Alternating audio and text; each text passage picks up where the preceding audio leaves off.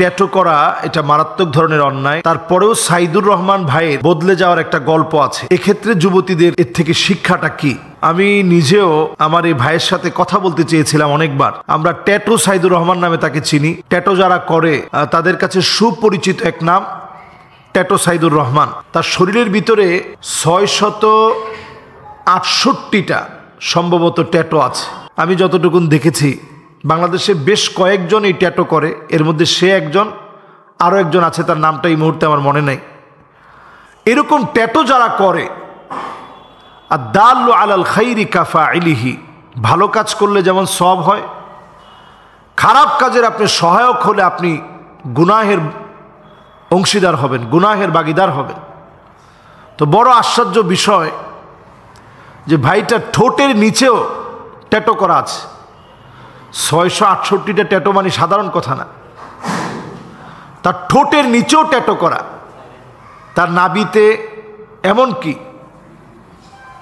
মানুষের লজ্জাস্থান, এটাকেও সে ট্যাটু করছেন এটা ভেবে যে একটা সময় সে আসক্ত হয়েছে যে ট্যাটু আমার লাগবে সব জায়গায়।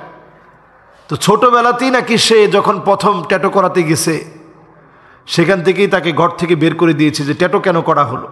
তবে তার জীবনের বদলে যাওয়ার ঘটনাটা একটু ভিন্ন রকম। তার চাচার জানাজায় যাওয়ার পরে সেখান থেকে তাকে জানাজা পড়তে দেওয়া হয় না, কারণ তার সারা শরীরের ভিতরে ট্যাটু, এবং পিঠের ভিতরে দেখবেন একেবারে বিধর্মীদের ট্যাটু আঁকা। তো একটা সময় সে এটা বুঝতে পারেনি। তো চাচার জানাজা থেকে যখন তাকে বের করে দেওয়া হলো, তার ভিতরে একটা চেঞ্জ আসলো যে মানুষ আমাকে জানাজা পর্যন্ত পড়তে দেয় নাই, তো আমি যদি মারা যায় আমার জানাজাও তো মানুষ পড়বে না, এই লোকের আবার কিসের জানাজা। তো যুবক যুবতী এখন হরহামেশা কথায় কথায় কিন্তু ট্যাটু করছে, এবং ট্যাটুটা এত সিম্পল হয়ে গেছে এটাকে মানুষ কোনো গুনাহ মনে করে না। অথচ প্রিয় ভাইরা, ট্যাটু যে কত মারাত্মক গুনাহের নাম নবী সাল্লাল্লাহু আলাইহি ওয়াসাল্লাম পরিষ্কার বলেছেন, লাআনাল্লাহু নামিসা ওয়াল মুতানাম্মিসা ওয়াল ওয়াশিমা ওয়াল মুস্তাওশিমা। যেই লোকটা ট্যাটু করবে, ছেলে হোক মেয়ে হোক, ওয়াশিমা ওয়াল মুস্তাওশিমা, ছেলে মেয়ে যে ট্যাটু করুক তার উপরে প্রতিনিয়ত আল্লাহ লানত পড়তে থাকে। আপনি চিন্তা করেন সেই যুগের ট্যাটু 1450 বছর আগে নবী যে কথা বলে গেলেন, ওই যুগে সুই ফুটিয়ে ফুটিয়ে ট্যাটু করা কত কঠিন ছিল। সেই যুগে মানুষ ট্যাটু করবে কেন? কিন্তু আজকের জামানাতে যখন ট্যাটুর মেশিন আবিষ্কার হয়ে গেছে, খুব অল্পতে একেবারে স্থায়ী ট্যাটু করা যায়, আপনি তেমন ব্যথা পান না, টের পান না। আমরা আমাদের ছোটবেলায় দেখেছি বিভিন্ন মেলা হতো, ওই মেলার মধ্যে এরকম সুই ফুটিয়ে ফুটিয়ে ফুটিয়ে ফুটিয়ে ট্যাটু করা হতো, এবং প্রত্যেক ফুটানোতে কিন্তু ব্যথা পাওয়া যেত। এখন কিন্তু এরকম ব্যথা পাওয়া যায় না। এবং একটা সময় আমরা বাংলাদেশে দেখেছি যে একেবারে চ্যালেঞ্জ করে ট্যাটু করা হয় যে আপনি সামান্য ব্যথাও পাবেন না। কিন্তু এই ট্যাটু করলে সমস্যাটা কোথায়?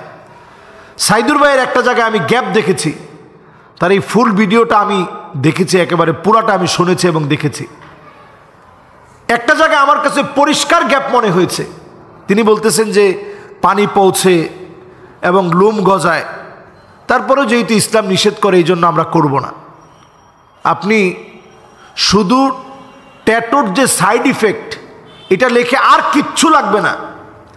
ট্যাটুর যে সাইড ইফেক্টগুলো হচ্ছে, স্কিন ক্যান্সার হয়ে যাচ্ছে, এটা আপনি শুধু লিখে সার্চ দেন গুগলে, আপনি দেখবেন কত হাজার হাজার এরকম দৃশ্য বের হয়েছে যে ট্যাটু করার পরেই স্কিন ডিজিজ এমন হয়েছে যেটা মারাত্মক ইনফেকশন হয়ে শরীরের মধ্যে এটা ছড়িয়ে পড়েছে।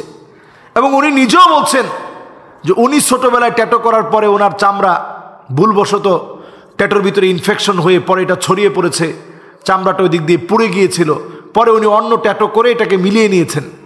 তা আমি পরিষ্কারভাবে বলি, এই ট্যাটু এমনি ইসলামে নিষেধ করা হয়নি।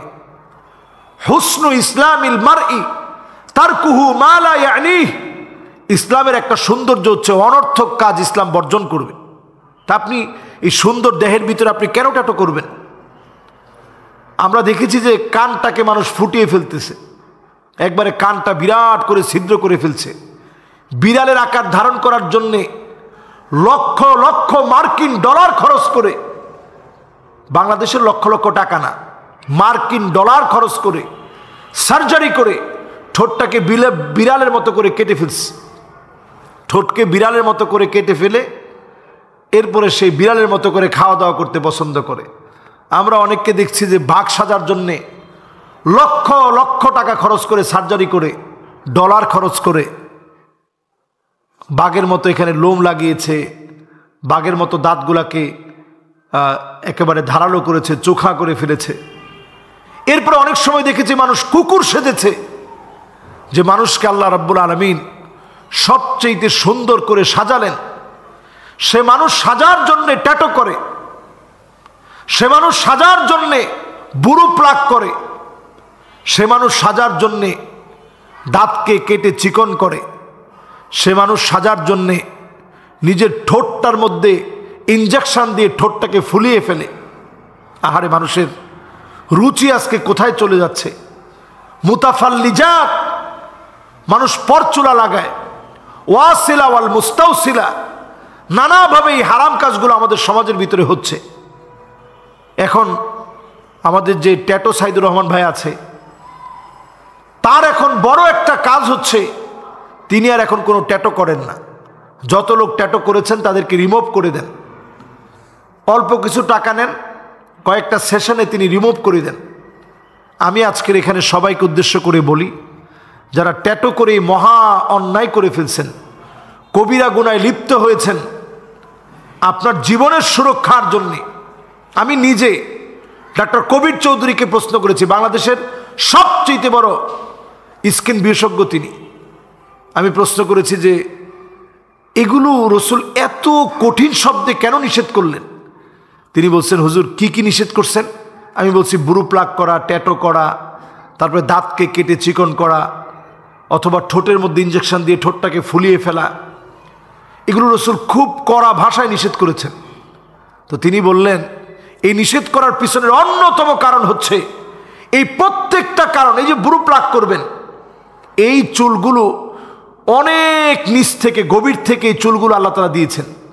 আপনি যখন মাথাটা টান দিয়ে ভেঙে ফেলবেন, টান দিয়ে ভেঙে ফেলবেন, টান দিয়ে ভেঙে ফেলবেন, একটা সময় স্কিন ডিজিজ হতে হতে ক্যান্সারের দিকে যেতে পারে। ট্যাটুটা একেবারে সেম টু সেম। এরকম প্রত্যেকটা ইস্যু যেগুলো ইসলাম নিষেধ করেছেন, এমনি নিষেধ করেন নাই। এই জন্য এই জাতীয় কাজ যারা আমরা ভুলে করে ফেলেছি, আমরা অবশ্যই রিমুভ করার চেষ্টা করব। আর যারা যুবক এখন মনে করতেছে আজকেই ট্যাটু করব, আমি ওই যুবককে বলবো, খবরদার, ট্যাটুর মতো হারাম কাজটা আপনি বর্জন করেন। এটা কোনো ফ্যাশন হতে পারে না, এটা বড় অন্যায়। এই হারাম অন্যায় থেকে আমরা প্রত্যেকে বেঁচে থাকি। আল্লাহ আমাদেরকে তৌফিক দান করুক।